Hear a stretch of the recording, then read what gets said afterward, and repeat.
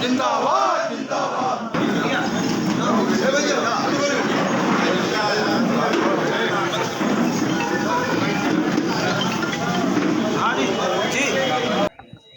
जी नमस्कार, मैं शुभम पांडे। आप देख रहे हैं श्री सुमंत न्यूज, सत्य की पराकाष्ठा, किसानों की आवाज। अभी हम रीवा संभाग में ये सर के पास है, देवतलाव विधानसभा क्षेत्र के अंतर्गत। सर अभी मध्य प्रदेश विधानसभा के अध्यक्ष भी रह चुके हैं और आज ये जो प्रचंड बहुमतों से जनता जनार्दन ने जिस तरीके से प्यार और आशीर्वाद दिया है, तो सर ने प्रचंड बहुमत से विजय पाए, इसके लिए सबसे ज्यादा ये करते हैं। सर आपको बहुत बहुत बधाई हो। सर हमारा सवाल है, कांग्रेस की हार का सबसे बड़ा कारण क्या है सर? उनका अभिमान, घमंड और उनके कार्यकर्ताओं द्वारा चौराहों में खड़ा होकर के परिवर्तन का नारा देना सबसे बड़ा कारण ये मानता हूँ। दूसरा कारण ये कि सनातन धर्म को गाली देना, ये मामूली बात नहीं है। हम राजनीतिक दलों में अलग अलग हो सकते हैं, कोई बीजेपी में हो सकता है, कोई कांग्रेस में हो सकता है, कोई बहुजन में हो सकता है, कोई समाजवादी पार्टी में हो सकता है, पर हम सनातन धर्म को मानने वाले लोग हैं। और सनातन धर्म को कोई गाली देगा तो चाहे जिस दल के भीतर हो, यहाँ तक कि आपने देखा होगा प्रमोद कृष्णन जो उनके हैं वो कांग्रेस के, उन्होंने भी कहा कि सनातन धर्म को गाली देने का पाप लेकर के कांग्रेस को डूब गया, उनने स्वतः कहा है। आज ही बयान उनका रिजल्ट आने के बाद कहा है। और मैं भी कई बार सभाओं में कहा, वो आप थे जिस सभा में मैं बोल रहा था, हमने कहा कि हमारी लड़ाई, लोग ये कहें कि चाचा भतीजे की लड़ाई है, मैं कहता था कि नहीं, मेरी लड़ाई चाचा भतीजे की नहीं है, परिवार की लड़ाई हमारी नहीं है।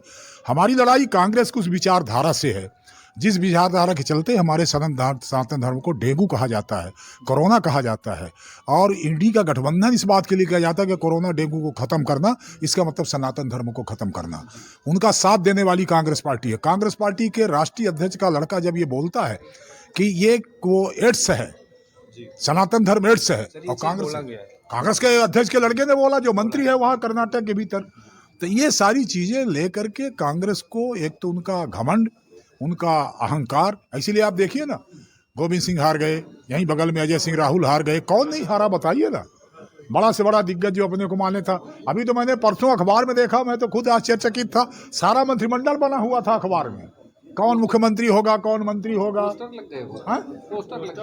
पोस्टर लग गए थे। और जितने मंत्रियों का अखबार में आपके छपा है कि कांग्रेस की तरफ से ये मंत्री हो गया, वो सब धराशायी हो गए, एक भी मंत्री जीत करके नहीं गया है। सर इस ऐतिहासिक जीत में doctor S S Tiwari ji का कितना श्रेय मानते हैं? पूरा श्रेय है। देवतलाव की भूमिका को तैयार करने, और एक तरह से मैं कहता हूं कि मकान को तैयार करने वाले पिलर की जो भूमिका हो सकती है वो हमारे एस एस तिवारी की है।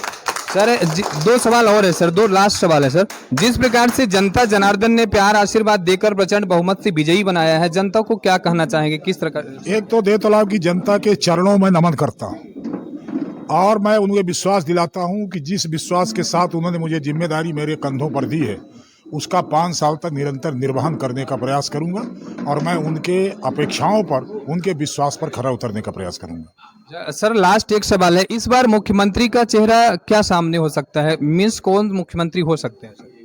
मुख्यमंत्री तभी हमारे शिवराज जी हैं। जी बहुत बहुत धन्यवाद सर आपका। और इस तरीके से यहाँ पर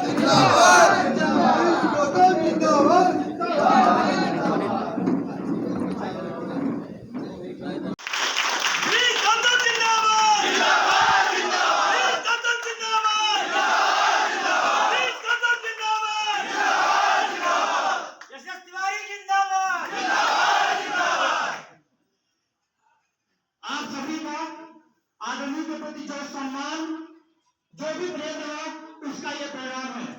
इसके साथ साथ रीवा की सभी विधानसभा सीटों में भारतीय जनता पार्टी की विजय पर आप सभी को एवं